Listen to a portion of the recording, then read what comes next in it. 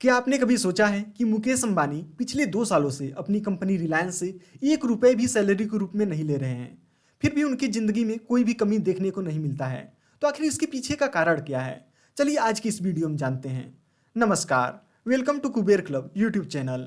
जब से कोविड-19 आया है तो मुकेश अंबानी जी ने यह अनाउंस किया है कि वे अपनी कंपनी से 1 रुपए भी सैलरी नहीं लेंगे। जब हम रिलायंस कंपनी का एनुअल रिपोर्ट पढ़ते हैं तो वहाँ पर आपको दिखेगा जो फाइनेंशियल ईयर 2021 था और फाइनेंशियल ईयर 21-22 दोनों में उन्होंने 1 रुपए भी सैलरी नहीं लिया है। तो इसे वेरीफाई करने के लिए चलिए हम देख लेते हैं एनुअल रिपोर्ट को। हमने यहाँ पर फाइनेंशियल ईयर 21-22 का जो एनुअल रिपोर्ट है रिलायंस इंडस्ट्री का उसे ओपन कर लिया है। यहाँ पर आप सैलरी वाले कॉलम में देखेंगे तो मुकेश अंबानी के आगे नील लिखा हुआ है। कहने का मतलब है इन्होंने 1 रुपए भी अपनी कंपनी से नहीं लिया है। यहीं पर जो उनके कजिन्स हैं उन्होंने 24 करोड़ रुपए का सैलरी लिया है, लेकिन मुकेश अंबानी ने 1 रुपए भी सैलरी नहीं लिया है। अब बात तो वही है कि आखिर जब इन्होंने 1 रुपए भी सैलरी नहीं लिया है तो आखिर इनके घर का खर्च कैसे चल रहा है।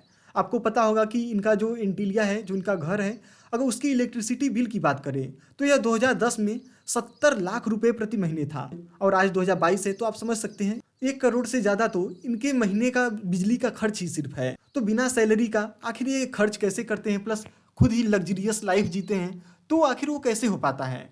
तो इसके लिए आपको समझना पड़ेगा डिविडेंड के कॉन्सेप्ट को। इस पर मैंने एक पहले से एक शॉर्ट वीडियो बना के रखा है, उसका लिंक आपको कमेंट बॉक्स में मिल जाएगा, वहां से जा करके आप उस वीडियो को देख सकते हैं। वहां पर हमने डिटेल में बताया है कि आखिर डिविडेंड होता क्या है, किस तरीके से शेयर होल्डर को इससे फायदा होता है। तो यहाँ पर बेसिक में हम समझ लेते हैं कि डिविडेंड क्या होता है। जब कोई भी कंपनी प्रॉफिट कमाती है तो उस प्रॉफिट का कुछ हिस्सा अपने शेयर होल्डर में बांट देती है। तो रिलायंस भी हर साल कुछ न कुछ डिविडेंड बांटती रहती है। तो अगर लेटेस्ट हम रिलायंस इंडस्ट्री के डिविडेंड की बात करें तो अगस्त महीने में इन्होंने 8 रुपए प्रति शेयर के हिसाब से डिविडेंड बांटा है। तो जो डिविडेंड का अमाउंट होता है वह डायरेक्ट शेयर होल्डर के बैंक खाते में सेंड कर दिया जाता है। तो चलिए अब समझ लेते हैं कि मुकेश अंबानी और उनके फैमिली के पास रिलायंस इंडस्ट्री के आखिर कुल कितने शेयर हैं। तो इसके लिए हम बीएससी की ऑफिशियल साइट पर आ गए हैं। यहाँ पर आप आएंगे तो आपको दिख जाएगा प्रमोटर एंड प्रमोटर ग्रुप, जिनके टोटल अगर शेयर की बात करें तो लगभग 332 करोड़ शेयर है। मैं यह रुपया नहीं कर रहा हूँ, मैं यहाँ पर कर रहा हूँ 332 करोड़ से ज़्यादा इनके पास शेयर हैं जो मुकेश अंबानी और इनके फैमिली के पास। तो अब जैसा कि हमने पहले देखा कि 8 रुपए प्रति शेयर के हिसाब से इन्होंने डिविडेंड डिक्लेयर किया है और मुकेश अंबानी और उनके फैमिली के पास जो टोटल शेयर हैं वह 332 करोड़ से ज़्यादा है। तो अगर हम 332 करोड़ में 8 का गुणा कर देंगे तो कितनी रुपए का डिविडेंड मुकेश अंबानी और उनके फैमिली के बैंक अकाउंट में गया है उसे हम देख सकते हैं। तो यहाँ पर मैंने कैलकुलेट कर लिया है, आप कमेंट करके बताइए यह एग्जैक्ट फिगर कितना है। रफली अगर मैं बताऊँ तो यह 2658 करोड़ से भी ज़्यादा रुपये का अमाउंट है।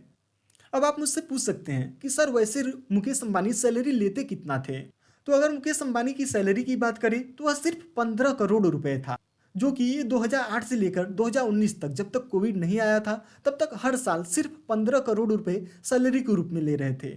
अब आप समझ चुके होंगे कि सैलरी ले या ना ले इससे कोई खास फर्क पड़ने वाला नहीं है, क्योंकि कहाँ 2658 करोड़ रुपए और कहाँ सिर्फ 15 करोड़ रुपए। तो अगर ये सैलरी ले भी नहीं रहे हैं तो भी इनके इनकम पर कोई भी फर्क नहीं पड़ रहा है। तो अब आप समझ चुके होंगे आखिर क्यों सैलरी लेने या नहीं लेने से मुकेश अंबानी जी को कोई फर्क नहीं पड़ने वाला है। अगर आपका कोई सवाल या सुझाव हो तो आप नीचे कमेंट करके पूछ सकते हैं। धन्यवाद।